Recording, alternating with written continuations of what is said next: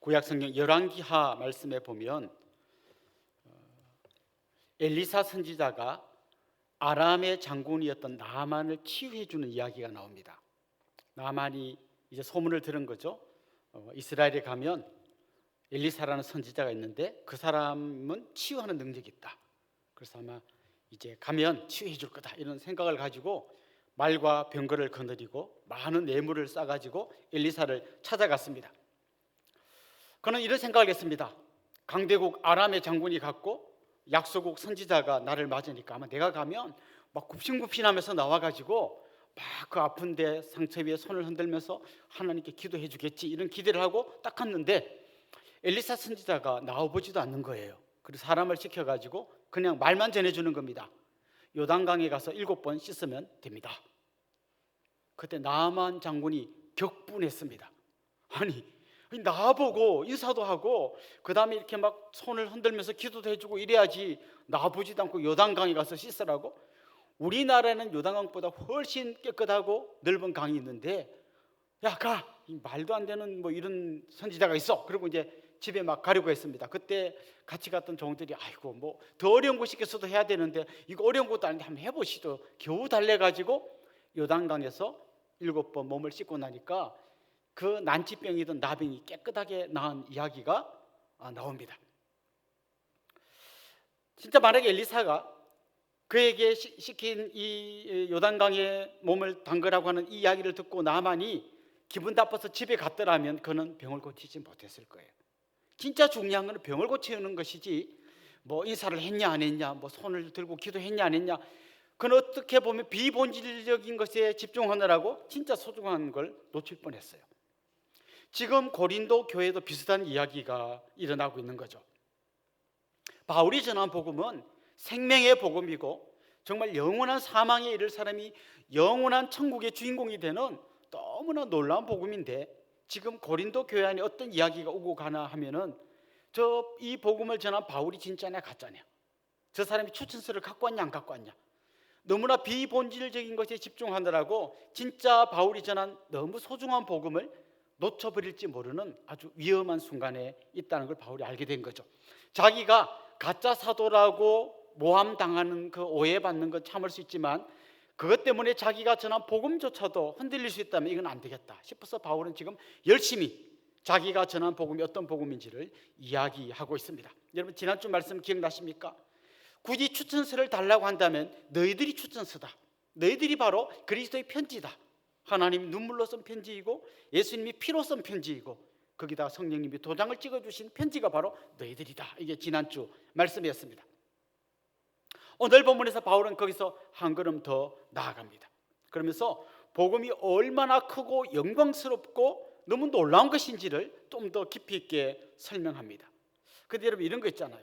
뭔가를 설명할 때 그게 어느 정도 좋은 건지 잘 설명하기 어렵잖아요.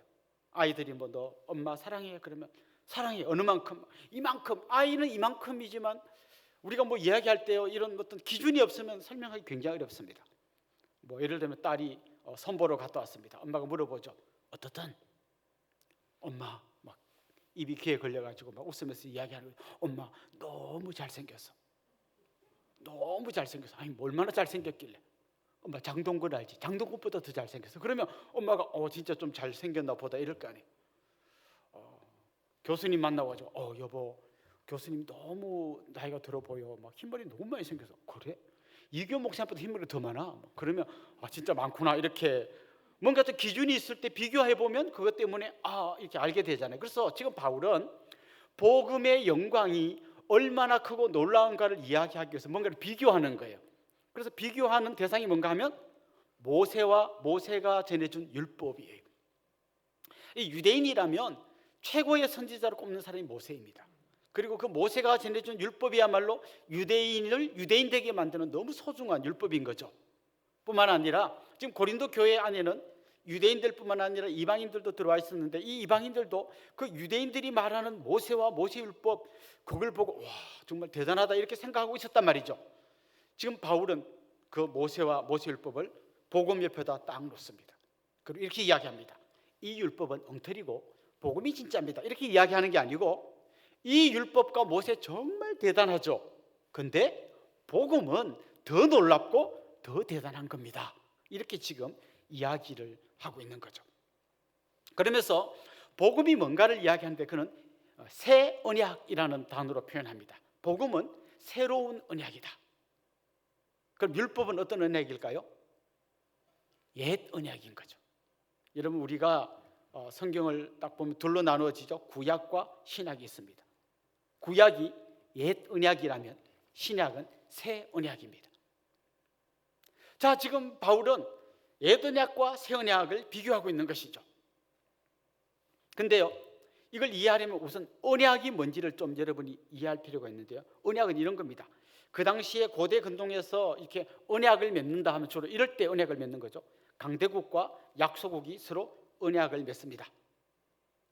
약소국의 왕이 강대국 왕에게 말하는 거죠. 형님, 제가 잘 모실게요. 조공을 꼬박꼬박 잘 바칠게요. 저 좀 잘 봐주세요. 이렇게 이제 약속합니다.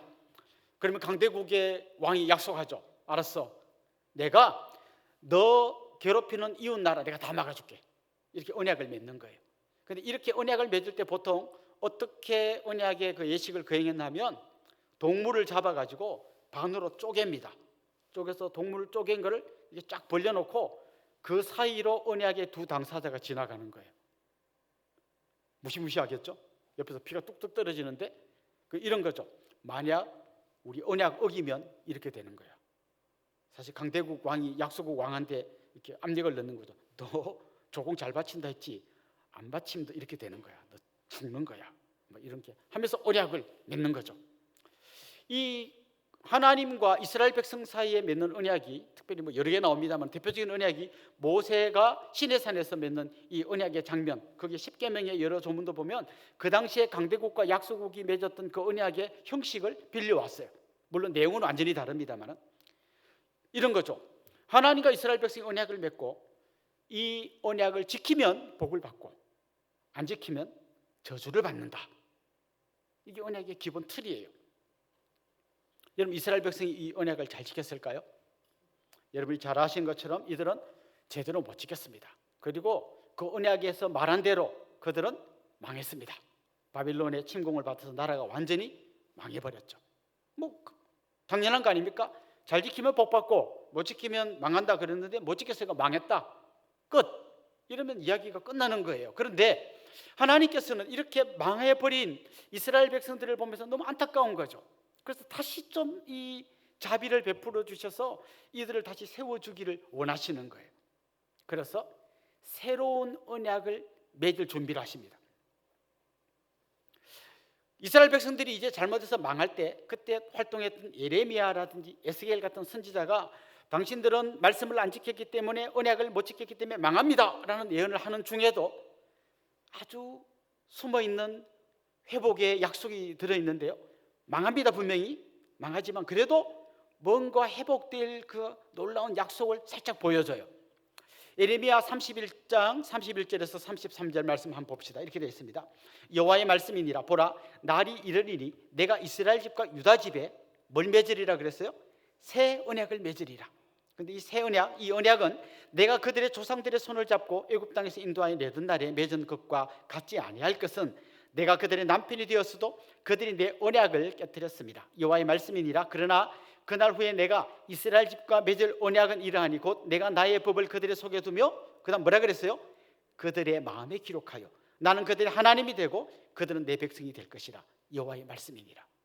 자, 지금 예레미야가 너희들 다 망해라고 이야기하면서도 진짜 하나님이 베풀어 주실 또 다른 그 사랑의 언약에 대해서 소개하는데 새 언약을 맺을 거라는 거죠. 그런데 이 새 언약은 모세의 율법처럼 돌비에다 새겨주는 것이 아니라 그들의 마음에다가 새겨줄 거라고 이야기하는 거예요. 여러분, 지난주 말씀 기억나십니까? 하나님이 새로운 너희들이 편지이고 그래서 편지인데 너희들의 마음에다가 하나님이 새겨주실 것이다. 이게 바울이 아주 문학적인 표현을 기가 막힌 표현을 한 게 아니라 예레미야가 예언했던 이 말씀을 그들에게 이야기해 주면서 성취되었다는 거죠. 이 예언이. 에스겔도 비슷한 예언을 했는데요. 에스겔서 11장 19절에서 20절 말씀 보면 이렇게 나옵니다. 내가 그들에게 한 마음을 주고 그 속에 새 영을 주며, 새 영이 뭘까요? 성령님입니다. 내가 그들에게 한 마음을 주고 그 속에 성령을 보내줄 거라는 거죠. 그러면서 그 몸에서 돌 같은 마음을 제거하고 어떤 마음을 줍니까? 살처럼 부드러운 마음을 주어 내 율례를 따르며 내 규례를 지켜 행하게 하리니 그들은 내 백성이 되고 나는 그들의 하나님이 되리라. 자, 지금 이런 거죠. 모세에게 하나님이 율법을 주시고 언약을 맺었는데 결국 이들이 제대로 못 지켜서 실패했습니다. 그럼 실패해서 망하면 끝인데 하나님 다시 기회를 주면서 새 언약을 맺게 해주겠다는 거죠. 근데 그 새 언약의 특징이 뭔가 하면 이 완악한 돌 같은 마음을 싹 긁어내고 아주 부드러운 마음을 주어서 하나님 말씀에 순종하게 해주는데, 그걸 가능케 해주는 비밀이 뭔가 하면 성령을 보내주겠다는 거예요. 그래서 예수 그리스도께서 우리를 대신해서 우리가 받을 모든 죄값을 십자가에서 다 해결해 주시고 성령을 보내주셔서 그게 믿어지게 해주시고 그 믿음의 바탕 위에 서서 정말 주님이 내게 베푸신 그 은혜가 너무 감사하고 감격스럽고 그걸 성령께서 깨닫게 해주심으로 내 마음속에서 정말 내가 스스로 자원해서 하나님의 말씀대로 살게 해주는 그런 마음을 우리한테 주신다는 거예요. 지금 우리는 어떤 사람들인가 하면요, 도저히 말씀을 못 지켜서 맨날 실패하고 그 결과로 망하는 사람이 아니라 예수님이 주신 십자가 보혈과 부활의 그 승리의 능력을 힘입을 뿐만 아니라 성령께서 여러분 한 사람 한 사람 마음속에서 역사해 주셔서 죄의 유혹을 받고 때로는 넘어질 수는 있지만 결과적으로는 그 죄를 이길 수 있게 되었다는 거예요. 다시 한번요, 우리는 죄를 이길 수 있는 사람이 되었습니다. 왜요? 이미 예수님이 십자가에서 완성해 주셨고 성령께서 우리 마음속에서 역사하셔서 그 은혜의 감격 속에서 우리가 이 죄를 이길 수 있는 존재가 되었다는 거예요. 근데 우리가 이 죄를 이기고 하나님의 말씀에 순종하게 된 거는 막 잘 지켜야지, 안 지키면 벌 받을 텐데 하는 이런 두려움이 아니고 이미 예수님이 이루어놓으신 이 놀라운 복음, 그리고 성령이 주시는 그 감동, 그래서 그 감격 속에서 기쁨으로 자유함 속에서 누리는 순종이라는 것이죠. 그래서 17절 말씀에 보면 이런 말씀이 나옵니다. 주의 영이 계신 곳에는 자유가 있느니라. 주의 영이 계신 곳에는 자유가 있느니라. 여러분, 만약 여러분의 자녀가 이런 경우라면 어떨 것 같습니까? 막 어떻게 하면 내가 우리 엄마한테 인정받을까? 어떻게 하면 내가 우리 아빠한테 인정받을까? 그래서 막 놀고 있다가 엄마 들어오는 소리가 들리면 갑자기 막 탁 책 꺼내놓고 막 공부 열심히 하면서 엄마 나 지금 엄청 열심히 공부하고 있어 막 이러면 엄마가 기쁘기도 하지만 좀 안쓰러운 마음이 들지 않겠어요? 막 어질러 놓고 있다가 어디서 아빠 들어오는 소리가 들리면 막 확 치워놓고 막 아빠 나 방 잘 치웠죠, 막 잘 치웠죠, 막 자꾸 이러면 좀 안타깝지 않겠어요? 우리는 이제요 막 어떻게 하면 하나님한테 잘 보여가지고 복 받을까, 막 또 잘못하면 벌 받아야 되는데 벌 받지 않고 막 어떻게 할까 막 이래가지고 있죠. 이렇게 교회 와가지고도 있죠.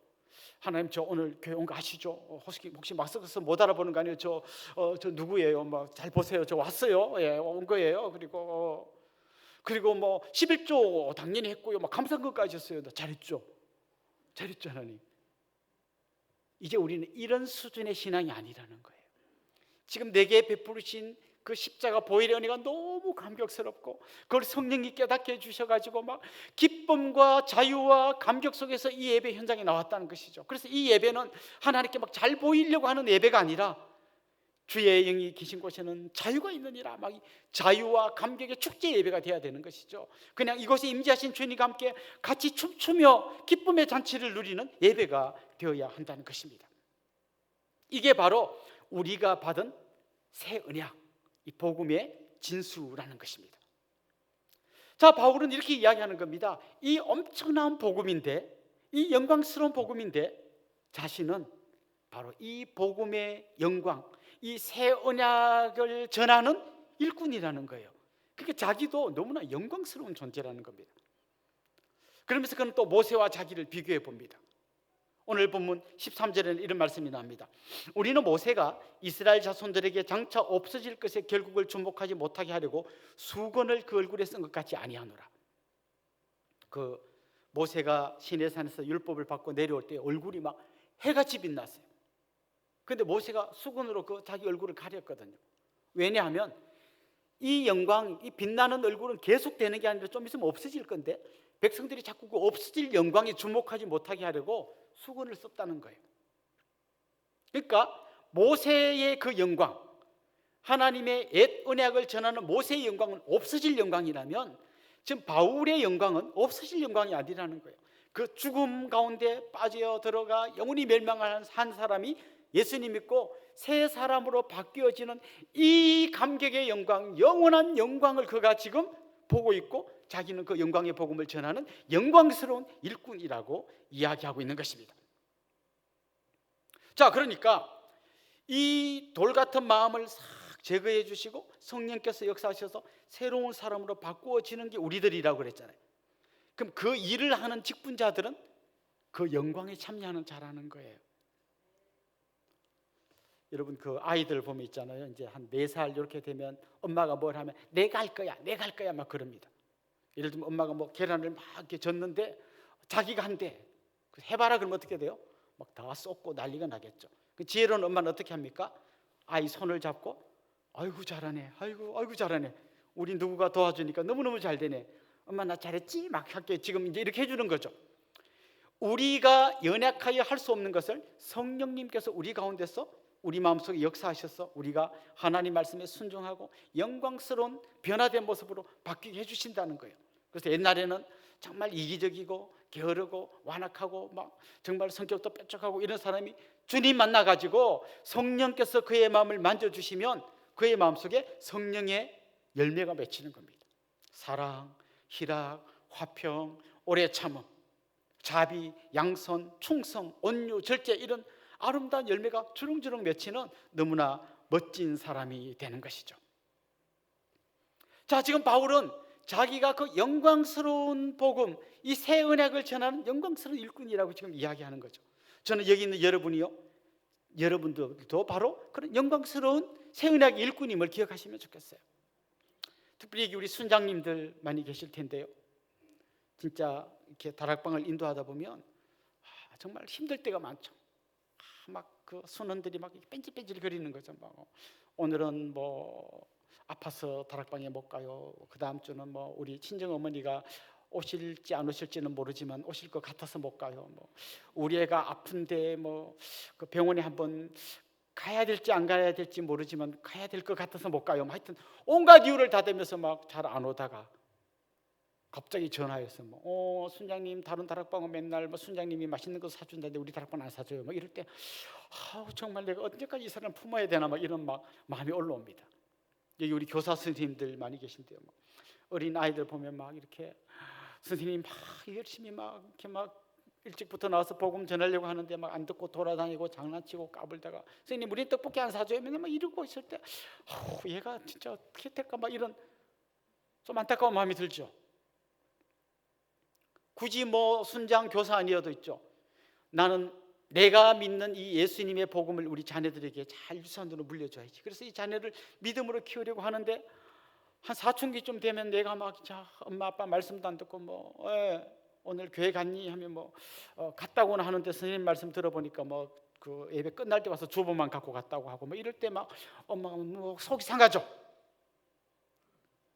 그런데요, 속이 상하고 힘들지만 잊어버리면 안 되는 게 있습니다. 결국은 엄마 아빠의 말, 선생님이 하는 그 말씀, 순장님이 전하는 거기서 감동받아서 이 아이가 변하는 게 아니라 결국 이 복음의 완성자신 예수 그리스도와 그 아이의 마음속에서 역사하시는 성령께서 마침내 이 사람을 놀라운 사람으로 바꾸어 갈 것을 우리가 믿기에 소망 가운데서 한 영혼을 섬기는 거예요.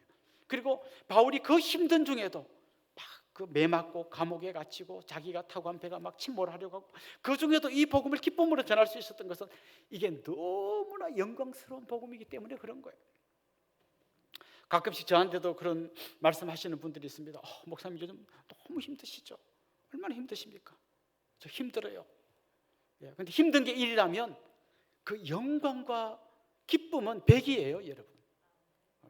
제가 이야기를 자주 안 하는 것은 다 목사한다고 그렇게 좋은 건 줄 알고 다 목사한다고 하면 내 자리가 위태롭기 때문에 자주는 이야기하지 않습니다만은 정말 이게 힘든 게 일이라면 그 감격과 기쁨 100이에요. 뭐 처음에 우리 뭐 개척할 때 믿음도 하나도 없어가지고 가정의 평화를 위해서 억지로 교회 오던 남편이 어느 날 보면 막 훈련받고 말씀 듣고 변화돼서 막 감격에 간증을 하고 이런 걸 볼 때요, 그냥 막 모든 힘든 게 그냥 샥 녹으면서 막 이 감격과 기쁨을 어떻게 표현할 수 있겠어요? 우리는 바로 그런 존재들이라는 거예요. 내가 영광의 복음을 받아들여서 새 언약이 주는 그 놀라운 기쁨과 자유를 맛볼 뿐만 아니라 또 다른 누구에겐가 이 복음을 소개하고 전하는 새 언약의 일꾼의 영광을 누리는 사람들이라는 것이죠. 자, 근데 바울은 이런 얘기를 하다가 딱 돌아보니까 고린도 교회 성도들이, 그 거짓 선지자들이, 거짓 교사들이 전하는 이야기를 듣고 다시 구약의 율법, 모세 율법으로 막 되돌아가려고 하는 걸 보고 너무너무 안타까운 거죠. 그래서 그는 이렇게 이야기합니다. 모세가 자기 얼굴의 영광이 없어질 걸 거기에 주목하지 못하게 수건을 가렸는 것처럼 여전히 자기 눈과 마음에 막 이상한 수건을 두르고 하나님 말씀을 보는 자들이 있다는 거예요. 그래서 이 복음의 진수를 제대로 못 보고 그냥 뭐 껍데기만 보고 있는 걸 보고 너무너무 안타까워하는 거예요. 그래서 그는 이렇게 도전하는 것입니다. 여러분, 진짜 주님의 은혜의 복음 앞에 나와서 이 수건이 탁 벗겨지고 이 영광의 복음을 좀 보면 좋겠어요. 그 얘기를 하고 싶은 거예요.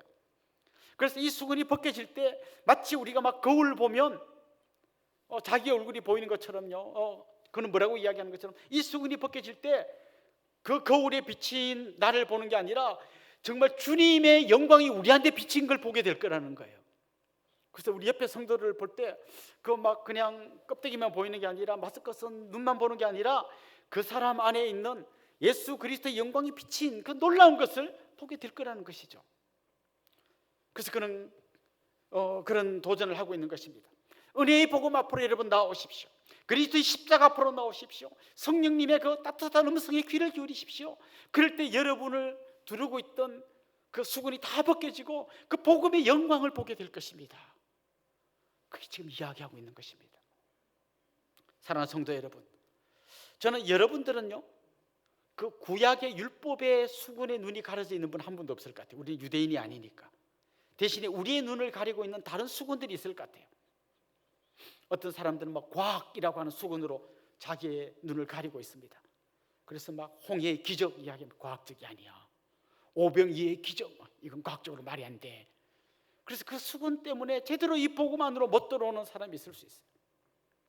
어떤 사람은 막 세상의 가치 이런 수건을 두르고 있어가지고 정말 우리 이웃을 사랑하고 그들에게 우리 걸 나눠줍시다 할 때 뭐 내 걸 왜 남을 줘? 내 것도 모자라는데 막 그럴 때 정말 이 바울의 이 목소리를 빌려서 제가 여러분에게 호소한다면, 여러분 은혜의 복음 앞으로 나오십시오. 십자가 그리스도의 보혈의 능력 앞으로 나오십시오. 성령의 음성에 귀를 기울이십시오. 그래서 여러분을 두르고 있는 온갖 거짓된 수건을 벗어버리고 그 자유의 복음, 영광의 복음, 그 새로운 언약의 감격과 기쁨 속에서 이 축제에 여러분 같이 참여하는 여러분이 되시기를 소망합니다.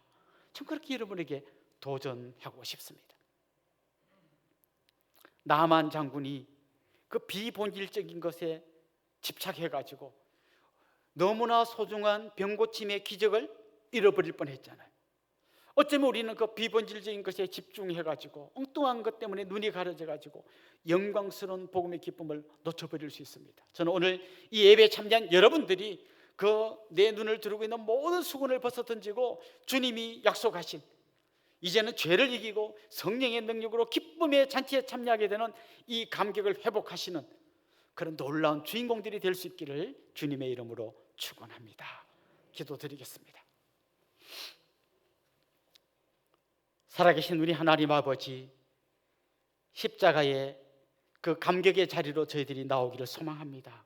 우리 눈을 두르고 있던 모든 잘못된 수건들을 벗겨주시고 성령께서 우리에게 주시는 감동 속에서 은혜의 복음에 감격하며 기쁨의 잔치에 참여하는 주인공들이 되게 하여 주시옵소서. 예수님의 이름으로 기도드리옵나이다. 아멘.